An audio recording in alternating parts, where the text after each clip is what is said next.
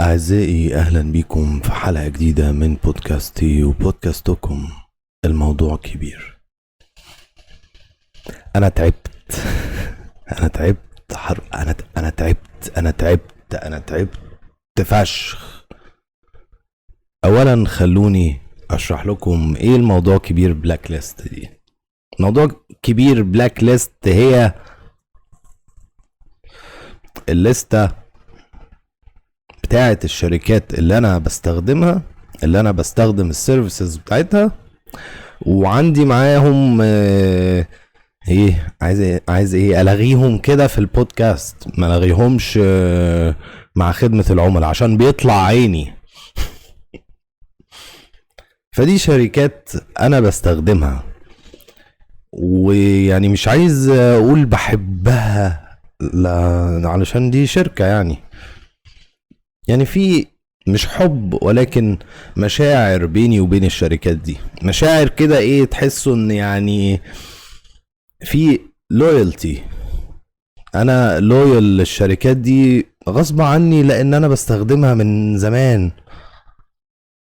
انا فودافون من زمان قوي قوي قوي قوي.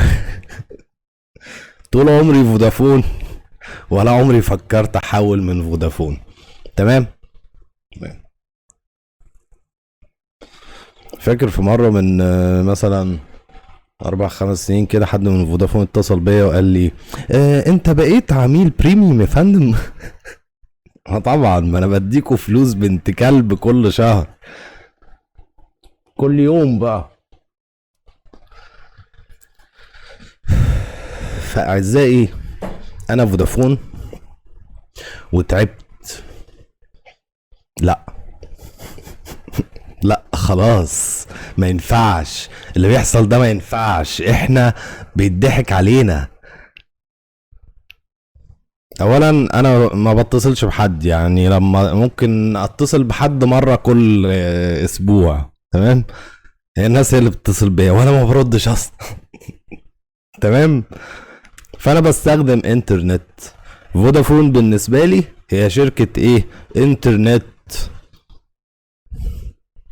بس هي شركة انترنت، مش اتصالات الو ازيك تاخد دقيقتين لفودافون. الموضوع ده غريب قوي برضو، يعني موضوع الاتصال من فودافون لفودافون. هو مش السيل تاورز دول بتوع، مش المفروض الاتصال ده ما بتدفعوش حاجة؟ مش المفروض البتاع ده يبقى ببلاش؟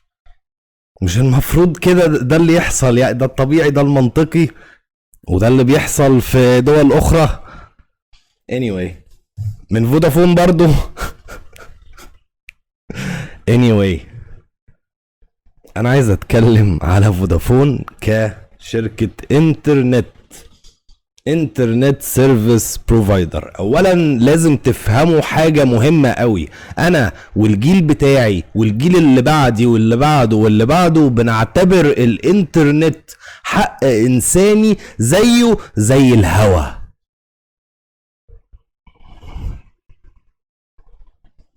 يعني انتوا بالنسبة لنا، بالنسبة لجيلي والاجيال اللي بعدي، شركة حرفيا بتبيع لنا الهوا. انتوا متخيلين؟ مش بتبيع لنا الهوا اللي هم بتبيع لنا لاي حاجة، لا. اوكي، هو انتوا بتبيعوا لنا لاي حاجة، بس مش هو ده المفهوم. هوا بمعنى اكسجين، تنفس. بتبيعوا لنا الحاجة اللي بنتنفس بيها. واعتقد قبل ما انا اموت الانترنت هيبقى كده، هيبقى حق زيه زي ان اي حد يتنفس. مش انساني بقى ده كله، اي حد يتنفس، اي حد انترنت. واعتقد ستارلينك هتعمل ده فيما بعد. ده اذا ما كانش ايلون ماسك سوبر فيلن بقى وهي. ستارلينك وستار نت فاهمين في حوار.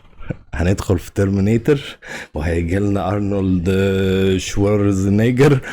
شت، الحته دي هتتقطع بقى ويقعدوا يقولوا لي انت بتقول مش عارف ايه. ما علينا. هيجي لنا بقى يقول لنا I'll be back وحاجه مش طبيعيه. بس ده لو طلع سوبر فيلن، لكن لو طلع بطوط. اتكلم على ايلون ماسك. لو طلع بطوط الحياة تبقى لطيفة جدا. عارفين ستارلينك يا فودافون؟ يا فودافون، المفروض الساتلايت انترنت يكون يعني ابطأ من الفايبر. هو اللي موجود في مصر ده فايبر حقيقي بجد ولا اي حاجة؟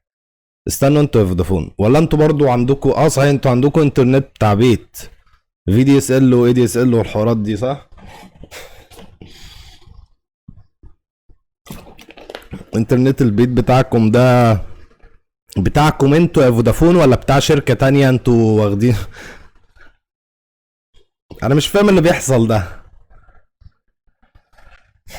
المهم، فانا وجيلي والاجيال اللي بعدي بنعتبر الانترنت زي الاكسجين، فاهمين؟ فاحنا بنشتري منكم الاكسجين اللي بنتنفس بيه.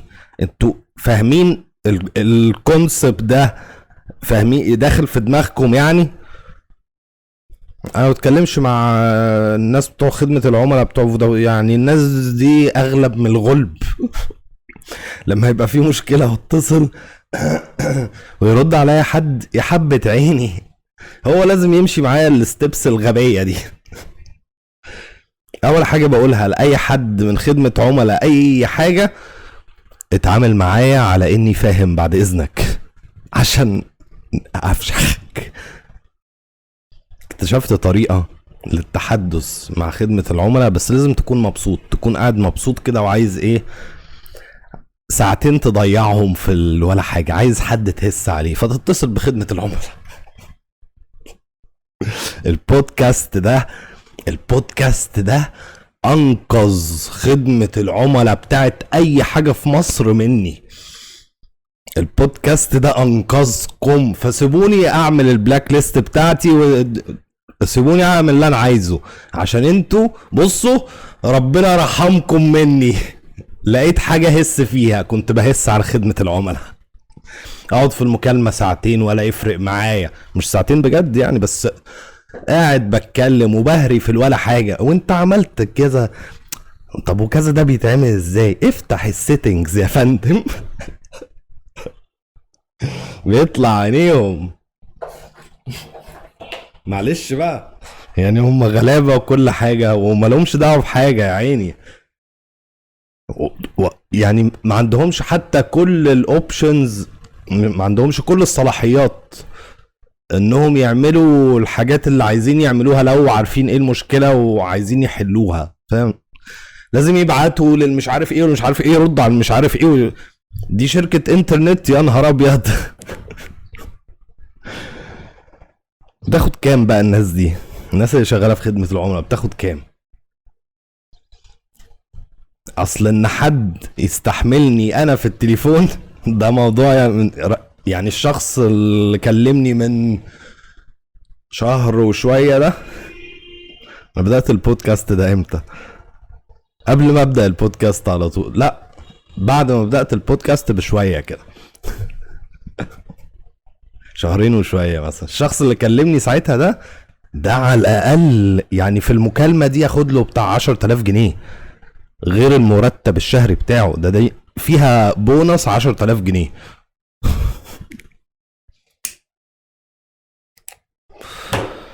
فالبلاك ليست دي للشركات اللي انا بستخدم السيرفيسز بتاعتها، وعندي مشاكل كتير قوي معاها، والمشاكل دي موجودة من بداية كل حاجة.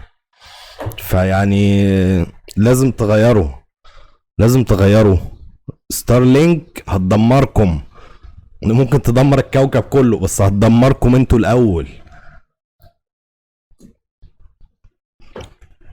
ففودافون بيقولوا لك ايه؟ بيقولوا لك 40,000 ميجا. هتفهموا بضحك ليه. الرقم ده بيضحكني فشخ. بص 40,000 ميجا دي يعني ايه؟ يعني المفروض 40 جيجا. لا استنى، 40,000 ميجا الجيجا الواحدة 1024، ففي 24 ميجا مخصومين. يعني في الاخر بتطلع لك 39 جيجا. انتوا متخيل يعني؟ حتى يا جدعان انتوا فاهمين ان 40 جيجا دول ولا حاجه، ولا مش فاهمين ده؟ مدركين الموضوع ده ولا مش مدركينه؟ 40 جيجا ولا حاجه، دي بتخلص في 3 4 ساعات.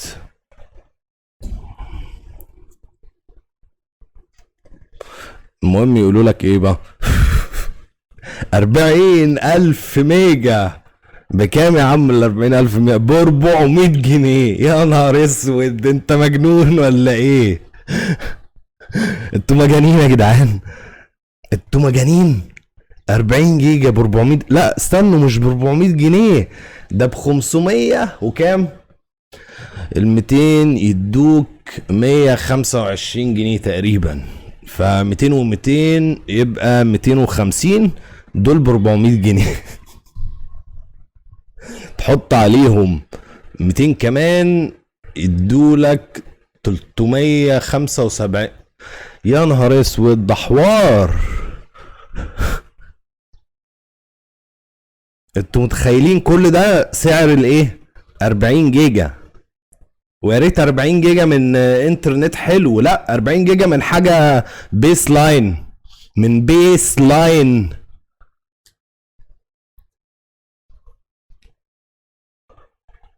واحيانا يقولوا لك ايه؟ مبروك، ده عندك عرض النهارده، بدل 40 جيجا هندي لك 80 جيجا. بجد يا جدعان هتعملوا كده معايا؟ اه بجد هنعمل كده بجد والله. انتوا بتحبوني قوي كده، هتدوا لي 40 جيجا كمان؟ فانت متعود على الشقه، انت متعود على الشقه، انت متعود انك بتدفع فلوس كتير وفي الاخر 40 جيجا، فلما يقولوا لك 80 جيجا انت يا حبة عيني بتبقى هتطير من الفرحة. شوف هتوفر قد ايه، ده انا هعيط دلوقتي. يقول لك اضغط مش عارف فين علشان تشترك في العرض، فتشترك في العرض وتقعد بقى تشحن ال 400 جنيه ده، بحيث ان الرصيد يبقى 400 جنيه.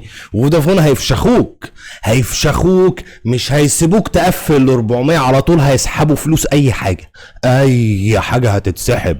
لو انت عملتها 400 بالظبط، بص هتيجي تشترك في البتاع يقول لك رصيدك لا يكفي، فترجع تشوف هتلاقي رصيدك 399 و40 قرش، سحبوا 60 قرش مش عارف ايه. يا ولاد ايه ده؟ ايه اللي انتوا عملتوه ده؟ فتضطر تشحن تاني، وهكذا وكذا وكذا. الموضوع ده بيحصل، بصوا بقى، بيحصل عندي انا بارقام خزعبليه. اوصل لل 400 جنيه فلاقي 60 جنيه اتخصمت. ليه؟ خصمت 60 جنيه ليه؟ عشان يا فندم انت على باقة فليكس. يا عم فليكس ايه فليكس ده؟ مفيش حاجه اسمها فليكس. العيال الكرييتيفز اللي بيطلعوا الحاجات الافكار دي ويدوها لفودافون، انا لو شفتكوا فليكس، فليكس دي هتجيب لي سكتة دماغية، والغيها وترجع لي تاني، والغيها وترجع لي تاني. انا موجود على نظام اسمه ايه؟ ريح بالك، عاجبني فشخ. طول عمري على النظام ده من اول ما اتعمل لحد دلوقتي، ولا عمري غيرته، ولا عمري قلت انا عايز مش عارف ايه. تمام؟ ريح بالك 14 قرش الدقيقة، لأي حاجة 14 قرش. الميجا في حد بيحسب بالميجا؟ هو احنا عايشين في سنة كام؟ الميجا ب 14 قرش، ماشي يا عم ماشي. المهم ايه؟ حاجة انا عارف فلوسها، اللي هو انا هتصل بحد هياخد 14 قرش، مش محتاجة. مفيش بقى حوارات ايه من الساعة 6 صباحا للساعة 9 صباحا هتتصل بفودافون ببلاش. واي حاجه تانية اتصل بيها بسعر مخفض مش عارف. انتوا بتشتغلوني انا. انتوا بتشتغلوا الشعب. الشعب بتشتغلوه يا فودافون. انا ماليش دعوه باي شركه تانية، انا بكلم فودافون. انا فودافون، مش انا فودافون ده اللي انتوا بتحبوا الناس تقولوا. انا فودافون، انا فودافون. تعالوا سبونسر بقى، تعالوا سبونسر، هاتولي انترنت ببلاش. انا تعبت منكم يا نهار ابيض، ده انتوا معيشني في مأساة، هتجيلي سكتة دماغية منكم. مش من خدمة العملاء بتوعكم، لا، خدمة العملاء بتوعكم انا بقيت اعرف اتعامل معاهم. انا كنت زمان، كان في فيديو كنت عامله زمان اسمه النت فاصل. اكلم خدمة عملاء انترنت وبتاع، وبيقول لي في اكس حمراء اعمل ريستارت، حاجات كده. كنت انا بقى بعمل الصوت بتاع خدمة العملاء برضه، فاهمين؟ كنت كرييتيف بقى زمان الكلام ده.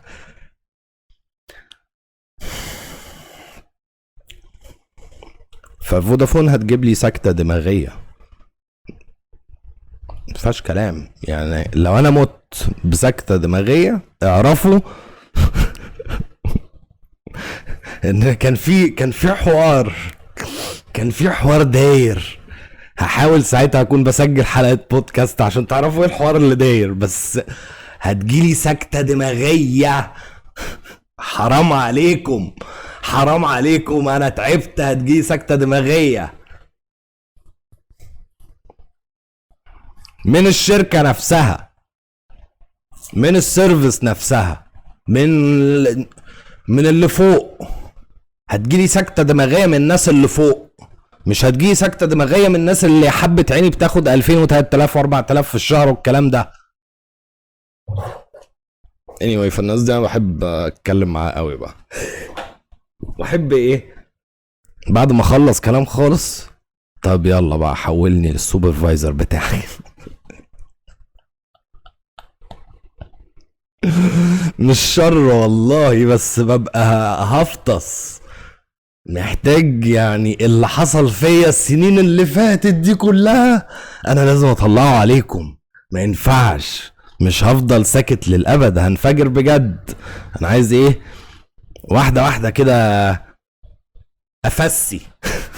افرغ مش عارف ايه، افسي حرفيا. فانا هفسي عليكم. فليه ليه بتحسبوا بالميجا؟ واحنا في سنة كام يا فودافون؟ احنا في سنة كام يا حبايبي؟ اول ما اشحن رصيد، هو رصيدي على طول بيبقى صفر، فاهمين؟ ملهاش علاقة وبقى انا معايا فلوس دلوقتي او مش معايا فلوس دلوقتي، هو رصيدي صفر على طول، صفر. ما اعرفش ليه على طول يعني ما بعملش حاجة تخليه صفر، بس هو على طول صفر. فبقى عادي شغال بالباقة، وفجأة ان الانترنت يفصل، فشوف الباقة خلصت، وانا كنت شاحن بمش عارف 40,000 جنيه. فاكيد في رصيد، فاشوف في الرصيد عشان اشوف هجدد الباقة ولا هعمل باقة تانية اقل ولا اهبب ايه في يومي ده. الاقيه صفر. ايه؟ ليه صفر؟ يقعد يسحب بقى، يقول لك ايه، انا هسحب جنيه وهديك 20 ميجا، وانت مش واخد بالك، انت مش واخد بالك من الموضوع ده، بياخدوك كده. تاخد جنيه وتديني 20 ميجا؟ 20 ميجا يعني ايه؟ هي ايه 20 ميجا دي؟ يعني ايه؟ يعني ايه 20 ميجا؟ انت يعني انا عايز اقول للجيل الجديد، بصوا يا جدعان، احنا كان عندنا ايه؟ الفايل الواحد لو معدي الميجا، ده معناه انه فايل كبير فشخ، فاهمين؟ معناه انه فايل كبير فشخ. الجيل بتاعي اكيد فاكر الكلام ده. فكنا نعمل داونلود لايه؟ لاي حاجه السايز بتاعها بالكيلو بايت. انتوا متخيلين؟ احنا زمان بقى قوي الكلام ده، زمان قوي، ايام الطفوله، ايام الشقاوه، ايام الدلع. ايام الحاجات اللي انتوا فاكرينها يا اولاد. يا اولاد بداية الانترنت في مصر كانت بداية ايه؟ كنا بنحسب الحاجات بالكيلو بايت، لان احنا يعني غلابة. ميجا دي مصيبة، ميجا دي مصيبة. هتجيلك بص، هتدفع فلوس مش طبيعية. ميجا يا نهار ابيض، فايل ميجا. ولما حد يداونلود فايل ميجا ده معناه بقى ان هو مستبيع. ده مستبيع، ده مش همه حاجة. ده مشترك في 037 5000، وابوه هيدفع من غير ما يفكر. هو معتمد على الحتة دي، ان الفاتورة هتيجي وابوه هيدفع من غير ما يفكر ايه اللي حصل. تمام.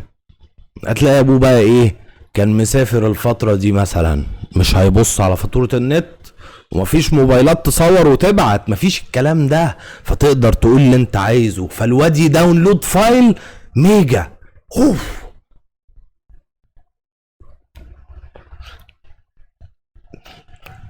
ففودافون بقى تقول لك ايه؟ الميجا بعد ما تبقى 20 ميجا بجنيه، الميجا هتبقى بربع جنيه، صح؟ حاجة زي كده. ايه؟ انتوا بتحسبوا بالميجا بجد يا جدعان؟ يا نهار اسود، يا نهار اسود. ده احنا في القاع بجد. هو احنا يعني انا بقول بيس لاين على اساس تبقى كلمة لطيفة وبتاع، بس احنا في القاع. يا لهوي، احنا في القاع. اتذكر ان حد مرة من فودافون مش عارف، كنت بقول له بقى عايز اعمل باقة تانية غير الباقة اللي لسه خلصانة. الباقة اللي لسه خلصانة دي كانت خلصانة اللي هو قعدت 3 ساعات، هتلاقي كانت 20 جيجا. لان من سنتين تلاتة كان، مش من سنتين تلاتة، ممكن اقرب، لا من سنتين تلاتة كان اخرها 20 جيجا. تعمل باقة 20 جيجا، ما تعملش 440. يا لهوي، بصوا بقول 400 تلقائي، بقول 400 جيجا دي تلقائي. 400 جنيه يعني 400 جيجا، منطقية ايه في دماغي. لا 400 جنيه يعني 40 جيجا، يعني 40 ألف ميجا. مش 40 جيجا، لا 40 ألف ميجا. هو أنا مجنون؟ معلش، لا بعد إذنكم بقى، البتاع ده لو بتتفرجوا عليه على يوتيوب اكتبوا لي كومنتس دلوقتي، هل انا مجنون؟ ده سؤال استفهامي بيترد عليه انت مجنون، او لا انت مش مجنون. ممكن تقول معلش، بس معلش عشان اعرف، لان ممكن الكلام اللي انا بقوله ده كلام عبيط جدا. فودافون تحسب بالميجا؟ طب ما تحسبوا بالكيلو بايت بقى، يعني انتوا بتحسبوا بالميجا، ما هي كده كده مش فارقه. ما تقولوش ميجا، لا قولوا 1000 كيلو بايت. يا نهار اسود، يا نهار اسود. في حركه في فودافون، ياه اكتشفتها بقى في الاب بتاعت انا فودافون. بصوا بقى اللعب، بصوا اللعب. فودافون بتشوف رصيدك كام. انت احيانا تبقى مزنوق كده ومعاك رصيد ايه، 6 جنيه، 6 جنيه كده بالظبط. فتدخل على 6 جنيه وتسحب بقى الحاجات، يعني هي وقفت على 6 جنيه، ما نزلوش لسه الصفر. يعني لو سبتها يوم كمان هتنزل لصفر، فخلي بالك لما تلاقي رصيد اعمل بيه اي حاجة، هيتاخد ومش فانت رصيدك 6 جنيه وعايز انترنت دلوقتي حالا، هتدخل كهرباء قطعت. استنوا بقى بوز البتاع ده قبل ما اللابتوب يفصل. رجعنا تاني، الكهرباء جت وعملت نسكافيه،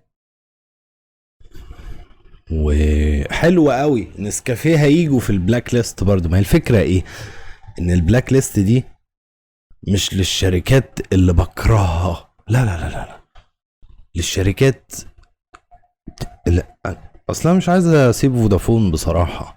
هو انا فودافون من اول ما انا فودافون من زمان قوي.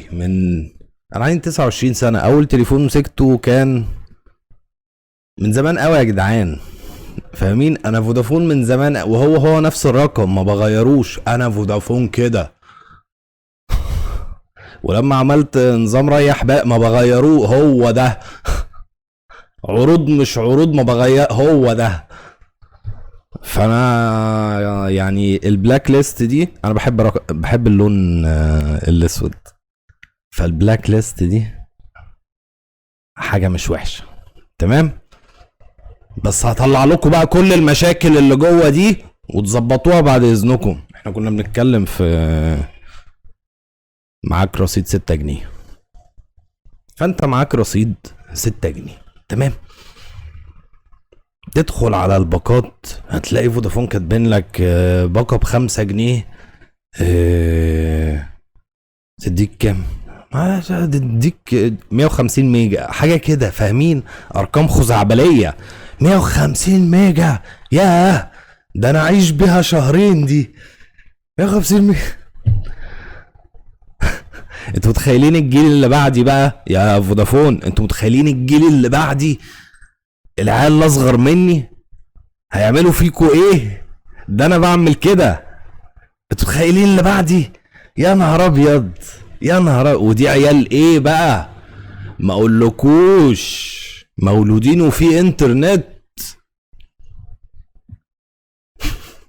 فانت معاك 6 جنيه رصيد، وعندك اوبشن انك تعمل باقة ب5 جنيه تديلك 150 ميجا، او انك تدخل على كاستمايز ماي اوفر. هي في شويه اوفرز كده بتاعت فودافون ولا ليها لازمه، بس عندك الاوبشن انك تكاستمايزها. فانت معاك 6 جنيه، تمام. تدخل على كاستمايز ماي اوفرز او ماي اوفر بس، هتلاقي بيقول لك اختار اليوم واختار الميجا بايتس. فتختار اليوم، تظبطها كده مع بعض بحيث ايه تجيب لك 6000 ميجا. ال6 جنيه لو عملتها من هنا تجيب لك 6000 ميجا، لو عملتها بباقة تجيب لك 150 ميجا. فاهم الحوار؟ اوفر بقى وبتاع حوارات، صح ولا انا بهزي ايه؟ 6 جنيه تجيب لك 600. شت، ده 6 جنيه تجيب 600 ميجا. يا نهار ابيض، يا نهار ابيض. يعني انا عقلي مش مستوعب ان اكيد مش 600 ميجا، اكيد 6000. انتوا متخيلين؟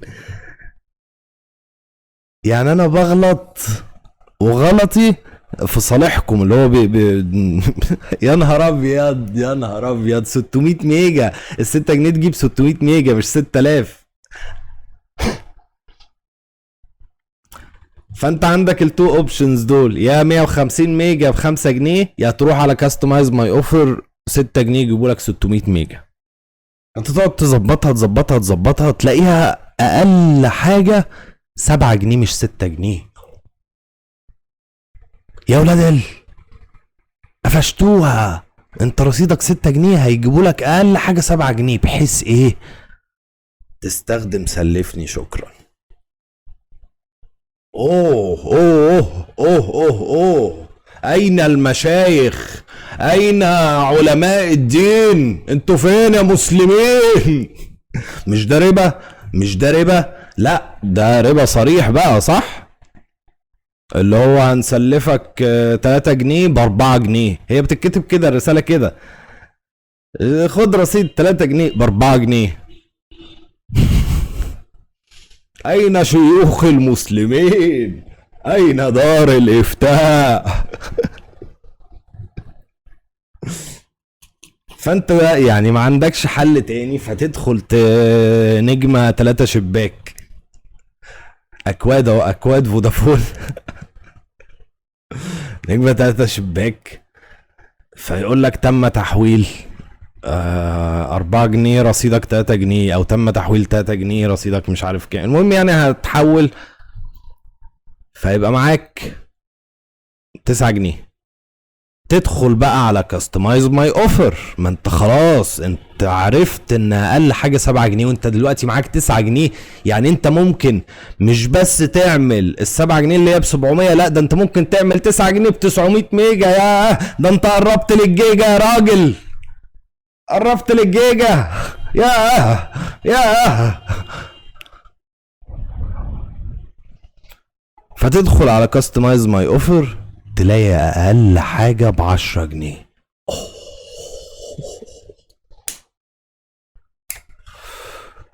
لعبوها عليك، لعبوها عليك. اتخدعت يا معلم، اتخدعت. ما هي كده، هي ماشيه كده. هما بيجيبوا فلوس منين؟ هما بيجيبوا فلوس منين صحيح؟ هي فودافون بتنشر بتاع السنويه. اين الشفافيه؟ المهم يعني فتروح مستلف، ما انت عبيط بقى وعندك امل. تروح مستلف 3 جنيه كمان لحد ما تكمله، لحد ما تقفلهم، فاهم؟ وتدخل على كاستمايز ماي اوفر هتلاقي اقل حاجه برضو اعلى من رصيدك. حوار. بصوا حوار. اللي قاعد يفكر في الحوار ده يا يد انا لو شفتك يلا اشغلك معايا على طول. انت جامد فشخ يلا، عاش. بس مش عليا.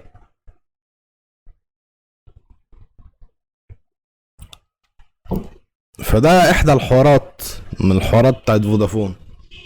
انا عايز ايه بقى؟ انا عايز بعد اذنكم تنسوا كلمة ميجا. عيب. تمام، عيب. 2-3 الجيل اللي بعدي بصوا هيفشخكوا، هيفشخكوا. تمام، الموضوع واضح ولا مش واضح؟ انسوا كلمة ميجا دي. فاكرين لما كلمة كيلو بايت اختفت؟ فاكرين لما كلمة بايت اختفت؟ ياه، احنا كنا بنجيب ديسكات. الديسك ده ايه؟ الديسك ده 32 كيلو بايت. يا نهار ابيض، انا كان عندي ديسك ميجا ونص. ولا كان ميجا بس ولا ايه؟ كان ميجا اللي هي بجنيه. يا نهار ايه. انسوا كلمة ميجا تماما. انا عايز بعد اذنكم تبدلوا كلمة ميجا بجيجا. تمام؟ الجنيه اللي بيتسحب مني ده اول ما يحصل، اول ما الباقة تخلص يديني 20 جيجا مش ميجا. تمام؟ ال20 جيجا دي بتخلص في يوم، ده لو انا يعني مهدي الدنيا شوية. اوكي؟ افهموا الموضوع ده. خلاص الدنيا اتغيرت تماما، الدنيا اتغيرت من 2008.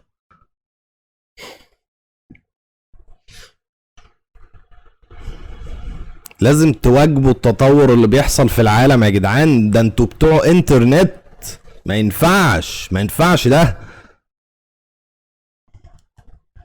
موضوع غريب جدا. ارجوكم بقى وصلوا الفيديو ده لفودافون، ابعتوه لفودافون على تويتر، لينكات كتير بقى ابعتوه.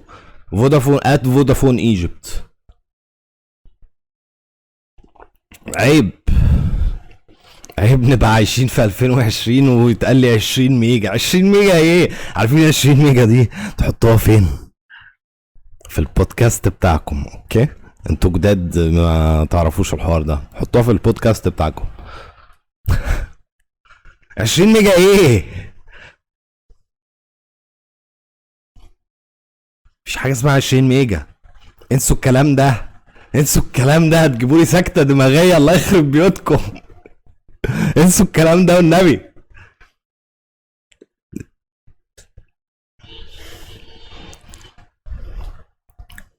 ارجوكم، عيب، عيب، عيب الكلام ده.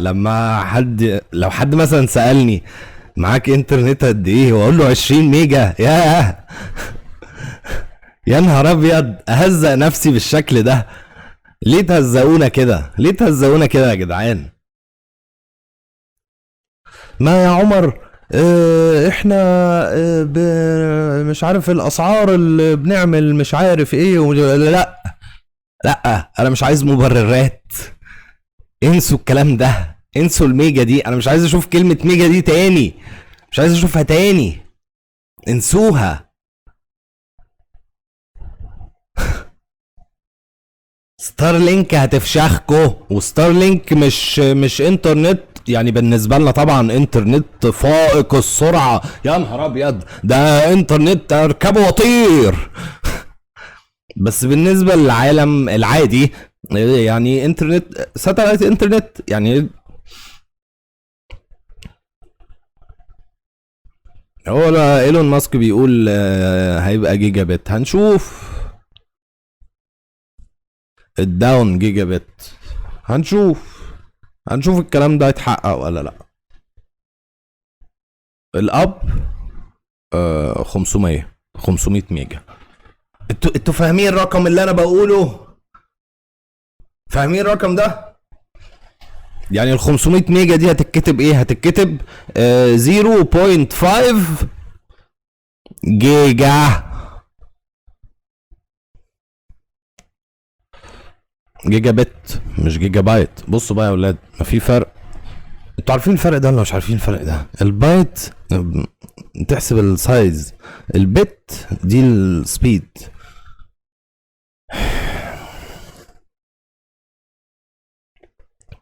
لا يا فودافون، خلاص حان الوقت انكم تغيروا، حان الوقت انكم تليدوا في التغيير ده. ما ينفعش، ما ينفعش نقعد نشوف كلمة ميجا دي ويقعد يقول لي معاك دلوقتي 15 ميجا وعايز 15 ميجا تانيين وعايز 30 ميجا. ايه الجو ده؟ ايه الجو ده؟ ميجة ايه؟ ميجة ايه؟ ايه اللي انتوا بتعملوه ده؟ عارف كأن حد يعني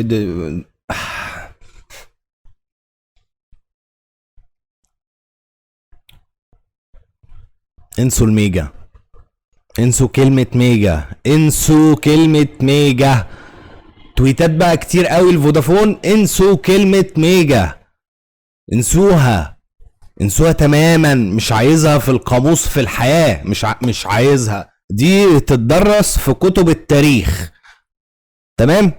ميجا دي كلمة تتدرس في كتب التاريخ، ما كتب التاريخ واحدة واحدة هتبقى مليانة تكنولوجي، فهتتدرس الكلمة دي في كتب التاريخ. مش عايزين نسمعها تاني خلاص، انسوها تماما.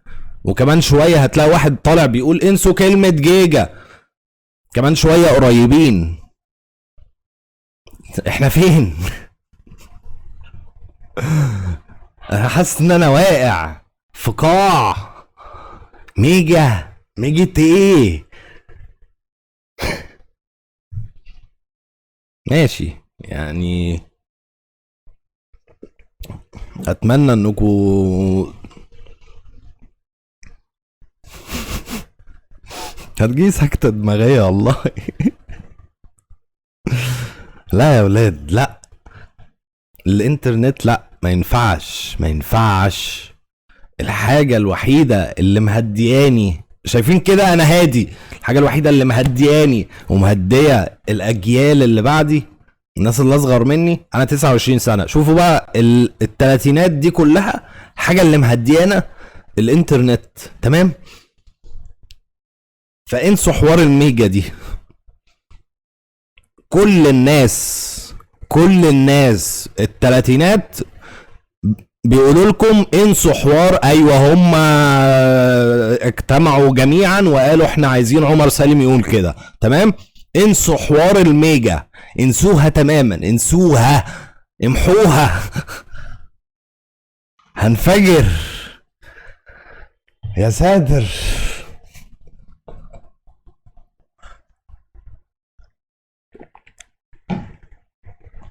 بس واسمحوا بعد اذنكم لخدمة العملاء بتاعتكم ان هم يهسوا مع اللي بيهسوا معاهم. يعني لو واحد لطيف بطوط زي بيتصل، يتكلموا عادي براحتهم. هي الناس دي محبوسة ولا ايه؟ ما تسيبوا الناس تتكلم. نفسي حد بتاع خدمة عملاء يبقى لطيف شوية. في سوبرفايزرز لطاف جدا، واضح ان هو مسموح لهم انهم يبقوا لطاف. ممكن تخلوا بقى خدمة العملاء يبقى مسموح لهم انهم يبقوا لطاف وما يتكلموش كده محمد مع حضرتك. ايه انت قلت ايه؟ نخليهم لطاف بعد اذنكم، اسمحوا لهم يبقوا لطاف، قولوا لهم it's okay to be لطيف.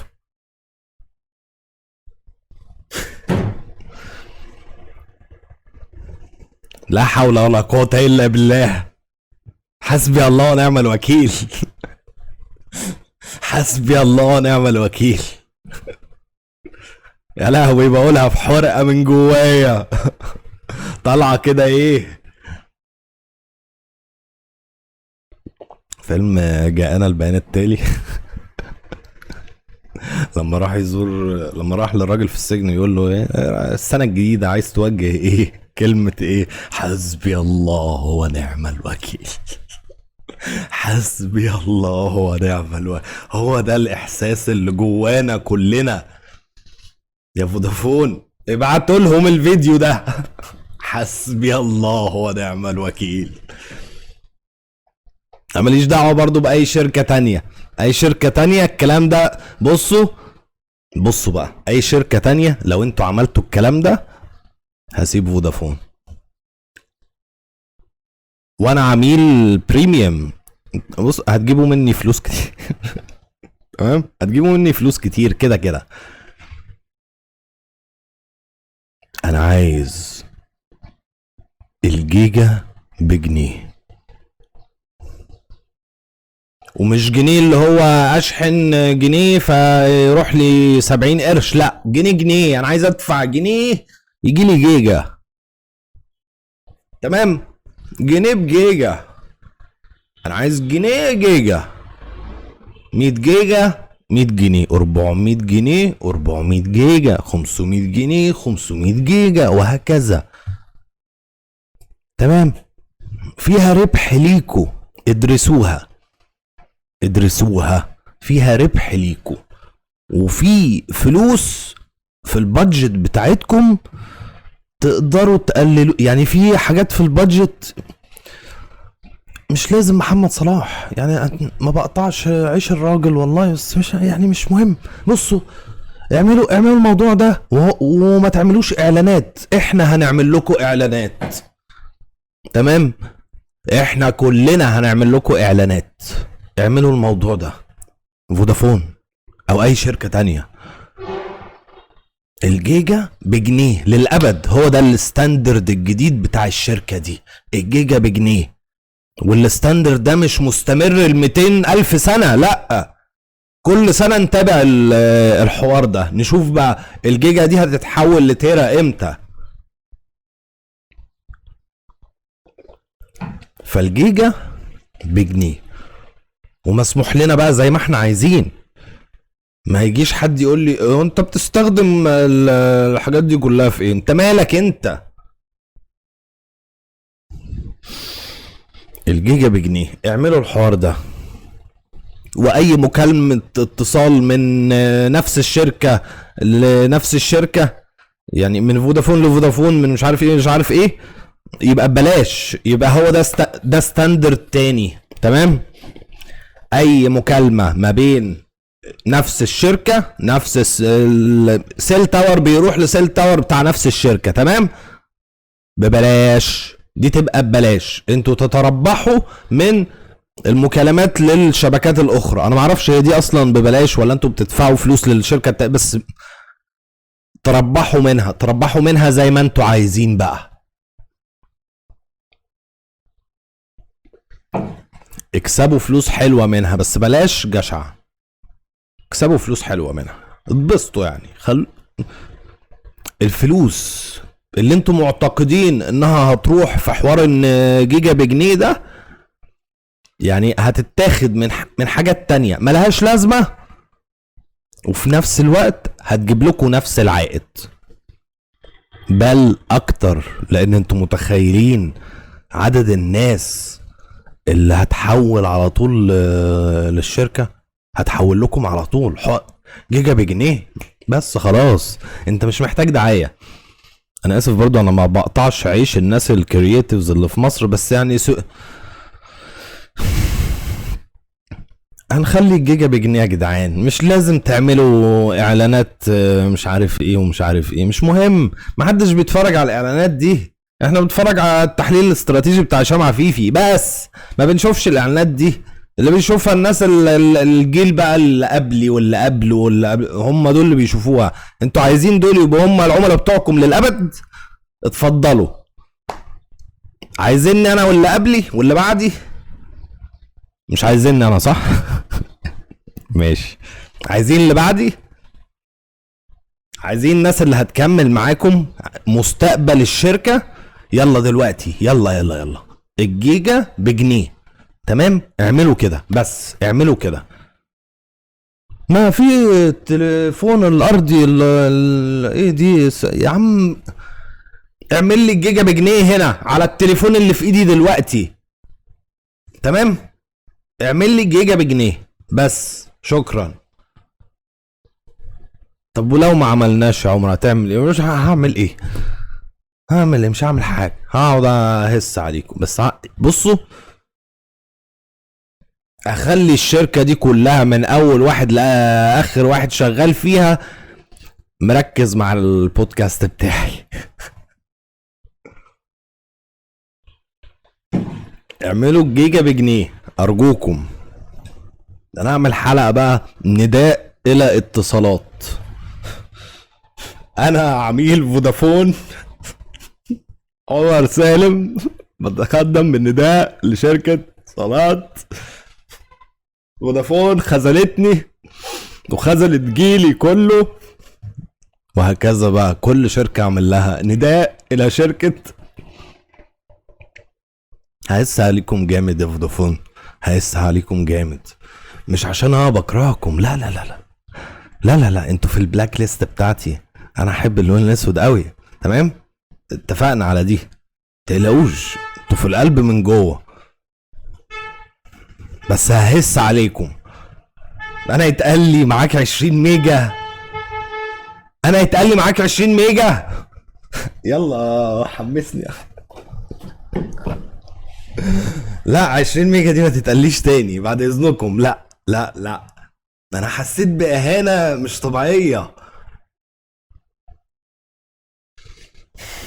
وسوبر ميجا ومش سوبر ميجا، وباقات ستريمينج فيها مش عارف ايه، وباقات مش عارف ايه فيها مش ايه يا جدعان. هي الجيجا بجنيه بس خلاص، خلصت. ايه الحوارات دي كلها؟ لازم تجيبوا فلوس من كل الحاجات دي؟ مش لازم. واوفرز فككم من الاوفرز دي، خلوا البث الاول بتاعكم مظبوط. الحلقه دي طولت اكتر من اللازم، بس هيكون في حلقات تانية زيها كتير.